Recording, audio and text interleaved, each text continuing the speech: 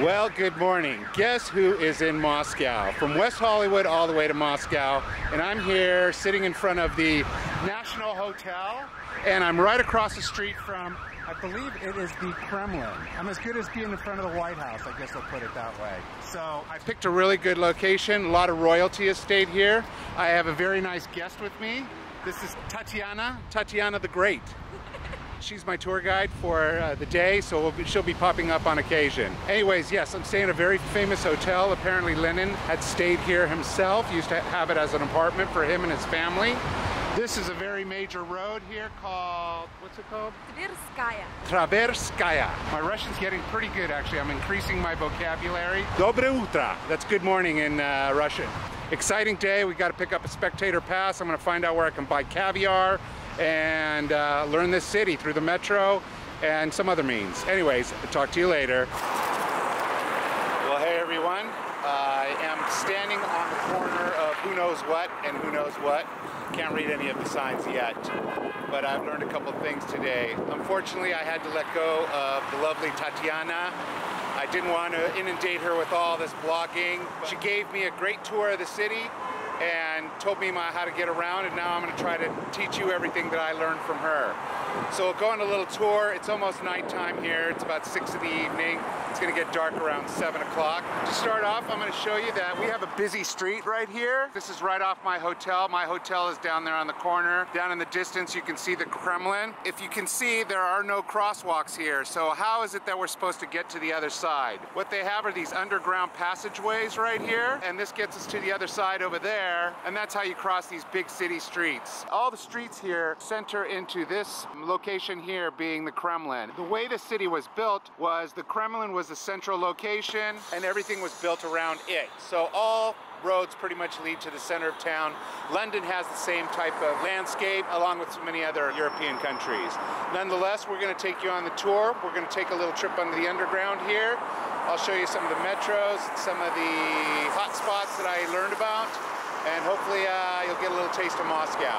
It's nighttime, it's freezing, my hand is cold, but I'll get over it. By the way, here's a quick sign.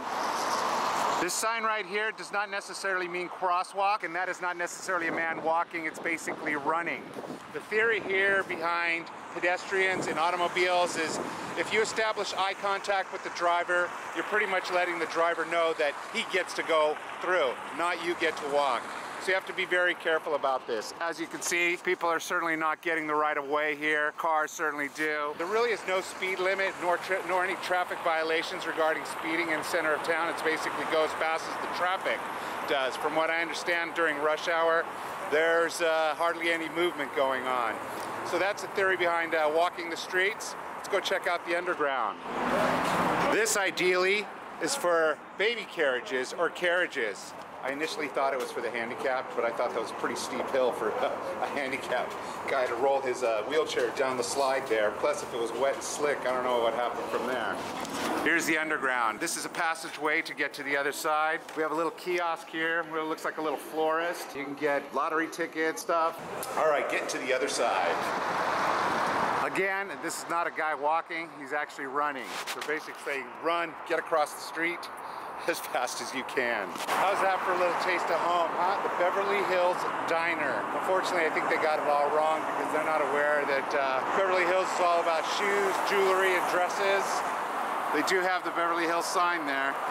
You know, you have to watch out here because the people are pretty rapid. From what I understand, this city does not sleep. Tatiana told me that the city stays open 24 hours. There are people walking on the street 2 o'clock in the morning. Restaurants stay open all night long. Bars stay open all night long. And I was told that there's no reason to stay indoors. You can just go out all night long and enjoy yourself. Why stay indoors when you've got something to do? Right now I am standing in front of what Moscow would consider to be their Ralph's. It's their grocery store. I'm gonna take a little peek inside and see if they allow me to film in there. We'll see what we get. Is it okay if I film? This is absolutely gorgeous. Apparently the story goes is that the old royalty, during times of poverty, the royalty used to store all their goods in places like this. It was quite elegant, and nonetheless they've kept the grocery stores pretty much the way they're intact. Lots of good stuff here, all fresh, authentic, a lot of Russian cuisine. We've got the most important part of the grocery store right here, the vodka section. Have no idea what that's doing on the shelf. More importantly, this is the original Stoli. From what I understand, this is the popular vodka of the town. This is all vodkas, flavored vodkas, real vodka, vodka, and they even have Putin vodka. I'm gonna be taking a bottle of that home, of course. Another underground, gonna have to cross the street. This is phenomenal. I am under the ground, under the street, trying to actually just get to the other side of the road, and I have run into this. Very cool. You can see all the people, it's very hustle and bustly. About 7 p.m., people are trying to get home. This is a commuting hour pretty much. The trains I hear are really packed. It's very New York style. If you stop short on the road here, you might get run over by somebody. Anyways, I don't know where we're gonna come out on the other side because this is a little longer than I expected.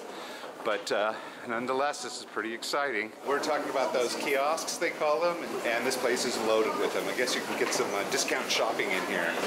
Oh no, full-on fork in the road.